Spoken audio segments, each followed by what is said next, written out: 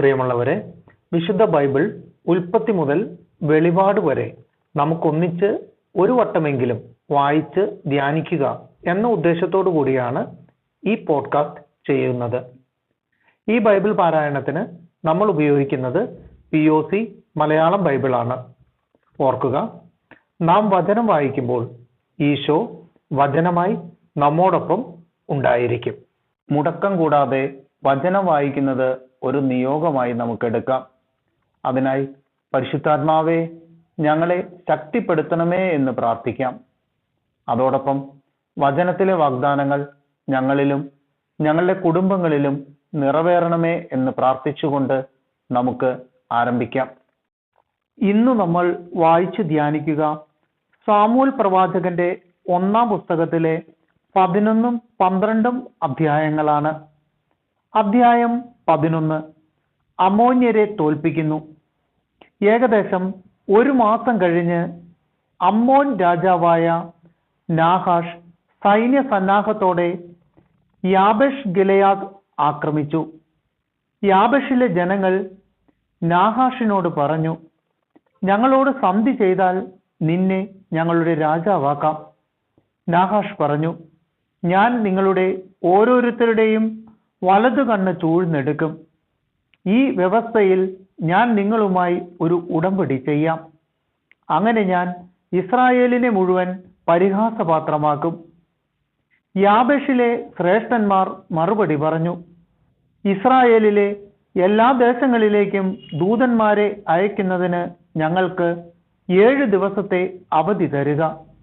ആരും ഞങ്ങളെ സഹായിക്കാനില്ലെങ്കിൽ ഞങ്ങൾ നിനക്ക് വിധേയരായിക്കൊള്ളാം.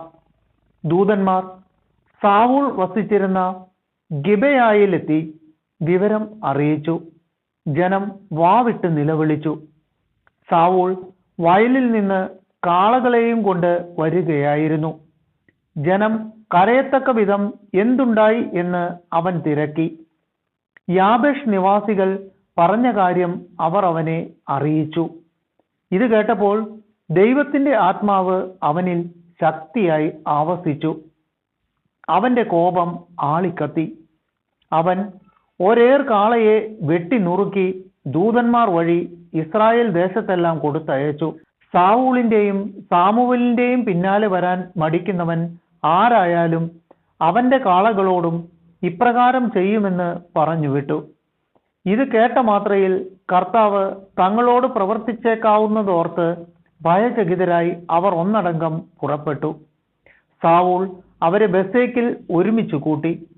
ഇസ്രായേലിൽ നിന്ന് 3 ലക്ഷം പേരും യൂദായിൽ നിന്ന് 30,000 പേരും ഉണ്ടായിരുന്നു.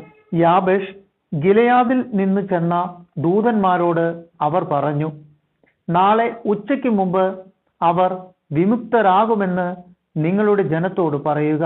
യാബേഷിലെ ജനങ്ങൾ ഈ വിവരമറിഞ്ഞപ്പോൾ ആനന്ദദുപ്തരായി. അവർ നാഹഷിനോട് പറഞ്ഞു, നാളെ ഞങ്ങൾ നിനക്ക് കീഴ്പ്പെട്ടുകൊള്ളാം. ഇഷ്ടമുള്ളത് ഞങ്ങളോട് പ്രവർത്തിച്ചു കൊള്ളുക. പിറ്റേ ദിവസം പ്രഭാതത്തിൽ സാവൂൾ തന്റെ ജനത്തെ 3 വിഭാഗമായി തിരിച്ചു. ശത്രുപാളയത്തിലേക്ക് പുലരിയിൽ തന്നെ അവർ ഇരച്ചു കയറി അമ്മോന്യരെ ആക്രമിച്ചു. ഉച്ചവരെ അവർ ശത്രുക്കളെ സംഹരിച്ചു. ശേഷിച്ചവർ ചിതറി ഒറ്റപ്പെട്ടുപോയി. അപ്പോൾ ഇസ്രായേല്യർ സാമുവേലിനോട് പറഞ്ഞു, സാവൂൾ ഞങ്ങളുടെ രാജാവാകരുതെന്ന് പറഞ്ഞവരെവിടെ? അവരെ വിട്ടുതരിക, ഞങ്ങൾക്ക് അവരെ വകവരുത്തണം. സാവൂൾ പറഞ്ഞു, ഇന്നേതായാലും ആരെയും കൊല്ലേണ്ട.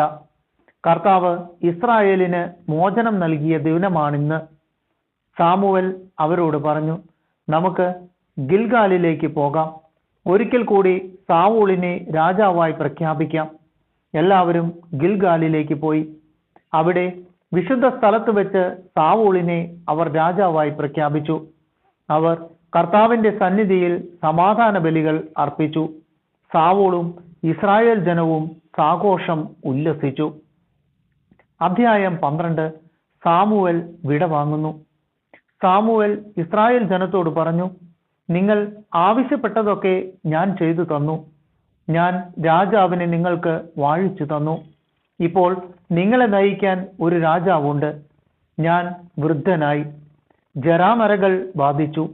എൻ്റെ പുത്രന്മാരാകട്ടെ നിങ്ങളോട് കൂടെയുണ്ട്. യൗവനം മുതൽ ഇന്നുവരെ ഞാൻ നിങ്ങളെ നയിച്ചു പോന്നു. ഇതാ ഞാൻ നിങ്ങളുടെ മുൻപിൽ നിൽക്കുന്നു. ഞാൻ എന്തെങ്കിലും തെറ്റ് ചെയ്തിട്ടുണ്ടെങ്കിൽ കർത്താവിൻ്റെയും അവിടുത്തെ അഭിഷിക്തന്റെയും മുൻപിൽ വെച്ച് ഇപ്പോൾ എന്നെ കുറ്റപ്പെടുത്തുവിൻ. ഞാൻ ആരുടെയെങ്കിലും കാളയെയോ കഴുതയെയോ അപഹരിച്ചിട്ടുണ്ടോ? ആരെയെങ്കിലും വഞ്ചിക്കുകയോ ഞെരുക്കുകയോ ചെയ്തിട്ടുണ്ടോ? ആരിൽ നിന്നെങ്കിലും കൈക്കൂലി വാങ്ങി സത്യത്തിനു നേരെ കണ്ണടച്ചിട്ടുണ്ടോ? ഇവയിൽ ഏതെങ്കിലും ഞാൻ ചെയ്തിട്ടുണ്ടെങ്കിൽ ഞാൻ എടുത്തിട്ടുള്ളതെന്തും മടക്കി തരാം. അവർ പറഞ്ഞു, അങ്ങ് ഞങ്ങളെ വഞ്ചിക്കുകയോ ഞെരുക്കുകയോ ചെയ്തിട്ടില്ല. ആരിലും നിന്നും യാതൊന്നും അപഹരിച്ചിട്ടുമില്ല. അവൻ അവരോട് പറഞ്ഞു, ഞാൻ തികച്ചും നിഷ്കളങ്കനാണെന്ന് നിങ്ങൾ കണ്ടുവെന്നതിന് കർത്താവും അവിടുത്തെ അഭിഷിക്തനും സാക്ഷിയാണ്. അവർ പ്രതിവചിച്ചു, അതെ, കർത്താവ് സാക്ഷി. സാമുവേൽ തുടർന്നു, മോശയെയും അഹറോനെയും നിയമിക്കുകയും നിങ്ങളുടെ പിതാക്കന്മാരെ ഈജിപ്തിൽ നിന്ന് മോചിപ്പിക്കുകയും ചെയ്ത കർത്താവ് സാക്ഷി. കേട്ടുകൊള്ളുവിൻ. നിങ്ങൾക്കും നിങ്ങളുടെ പിതാക്കന്മാർക്കും കർത്താവ് ചെയ്ത വലിയ കാര്യങ്ങൾ ഓർമ്മപ്പെടുത്തിക്കൊണ്ട് നിങ്ങളെ ഞാൻ കർത്താവിന്റെ മുൻപിൽ കുറ്റപ്പെടുത്താൻ പോവുകയാണ്. യാക്കോബ് ഈജിപ്തിലെത്തുകയും അവന്റെ സന്തതികളെ ഈജിപ്തുകാർ ഞെരുക്കുകയും ചെയ്തപ്പോൾ നിങ്ങളുടെ പിതാക്കന്മാർ കർത്താവിനോട് കരഞ്ഞപേക്ഷിച്ചു. അവിടുന്ന് മോശയെയും അഹറോനെയും അയച്ചു. അവർ നിങ്ങളുടെ പിതാക്കന്മാരെ ഈജിപ്തിൽ നിന്ന് കൊണ്ടുവന്ന് ഈ സ്ഥലത്ത് താമസിപ്പിച്ചു. പക്ഷേ അവർ തങ്ങളുടെ ദൈവമായ കർത്താവിനെ വിസ്മരിച്ചു.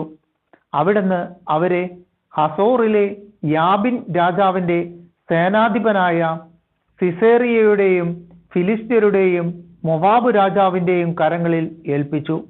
അവർ ഇസ്രായേലിയരോട് യുദ്ധം ചെയ്തു. ഇസ്രായേൽ കർത്താവിനോട് നിലവിളിച്ചു പറഞ്ഞു, ഞങ്ങൾ പാപം ചെയ്തു പോയി. കർത്താവിനെ ഉപേക്ഷിച്ച് ബാലിന്റെയും അഷ്ടാർത്തയുടെയും ബിംബങ്ങളെ ഞങ്ങൾ ആരാധിച്ചു. ഇപ്പോൾ ശത്രുക്കളുടെ കരങ്ങളിൽ നിന്ന് ഞങ്ങളെ മോചിപ്പിക്കുക. ഞങ്ങൾ അവിടുത്തെ സേവിച്ചു കൊള്ളാം. കർത്താവ് ജെറുബ്ബാലിനെയും ബാറാക്കിനെയും ജഫ്തായെയും സാമുവേലിനെയും അയച്ച് എല്ലാ ശത്രുക്കളിലും നിന്ന് നിങ്ങളെ രക്ഷിച്ചു. നിങ്ങൾ സുരക്ഷിതരായി വസിച്ചു. അമോന്യരുടെ രാജാവായ നാഹാഷ് ആക്രമിക്കാൻ ഉദ്യമിച്ചപ്പോൾ ദൈവമായ കർത്താവ് നിങ്ങളുടെ രാജാവായിരിക്കെ ഭരിക്കാൻ ഒരു രാജാവ് വേണമെന്ന് നിങ്ങൾ എന്നോട് പറഞ്ഞു. നിങ്ങളുടെ ആവശ്യമനുസരിച്ച് നിങ്ങൾ തെരഞ്ഞെടുത്ത രാജാവിനെ കണ്ടാലും ഇതാ കർത്താവ് നിങ്ങൾക്കായി ഒരു രാജാവിനെ വാഴിച്ചിരിക്കുന്നു. നിങ്ങൾ കർത്താവിനെ ബഹുമാനിക്കുകയും സേവിക്കുകയും അവിടുത്തെ സ്വരം ശ്രവിക്കുകയും കൽപ്പനകൾ ധിക്കരിക്കാതിരിക്കുകയും നിങ്ങളും നിങ്ങളെ ഭരിക്കുന്ന രാജാവും ദൈവമായ കർത്താവിനെ അനുഗമിക്കുകയും ചെയ്താൽ എല്ലാം ശുഭമായിരിക്കും. നിങ്ങൾ കർത്താവിന്റെ സ്വരം ശ്രവിക്കാതിരിക്കുകയും അവിടുത്തെ കൽപ്പനകൾ നിരസിക്കുകയും ചെയ്താൽ അവിടുന്ന് നിങ്ങൾക്കും നിങ്ങളുടെ രാജാവിനും എതിരായിരിക്കും. നിങ്ങളുടെ മുൻപാകെ കർത്താവ് പ്രവർത്തിക്കാൻ പോകുന്ന ഈ മഹാകാര്യം കാണാൻ നിങ്ങൾ ശ്രദ്ധയോടെ കാത്തു നിൽക്കുവിൻ. ഇത് ഗോതമ്പ് കൊയ്യുന്ന കാലമല്ലേ? ഇടിയും മഴയും അയക്കാൻ കർത്താവിനെ വിളിച്ച് ഞാൻ അപേക്ഷിക്കും. ഒരു രാജാവിനെ ആവശ്യപ്പെട്ടതുകൊണ്ട് കർത്താവിന്റെ ദൃഷ്ടിയിൽ നിങ്ങൾ പ്രവർത്തിച്ച ദുഷ്ടത എന്തെന്ന് അപ്പോൾ നിങ്ങൾ ഗ്രഹിക്കും. സാമുവേൽ കർത്താവിനെ വിളിച്ചപേക്ഷിച്ചു. അവിടുന്ന് ഇടിയും മഴയും അയച്ചു. ജനം കർത്താവിനെയും സാമുവേലിനെയും ഭയപ്പെട്ടു. അവർ സാമുവേലിനോട് അപേക്ഷിച്ചു, ഞങ്ങൾ മരിക്കാതിരിക്കാൻ അങ്ങയുടെ ദൈവമായ കർത്താവിനോട് ഈ ദാസന്മാർക്ക് വേണ്ടി പ്രാർത്ഥിക്കണമേ. രാജാവിനെ ചോദിച്ചതുകൊണ്ട് മറ്റെല്ലാ പാപങ്ങൾക്കും പുറമെ ഈ പാപവും ഞങ്ങൾ ചെയ്തു. സാമുവേൽ ജനത്തോട് പറഞ്ഞു, ഭയപ്പെടേണ്ട, നിങ്ങൾ ഈ തിന്മകളെല്ലാം ചെയ്തു.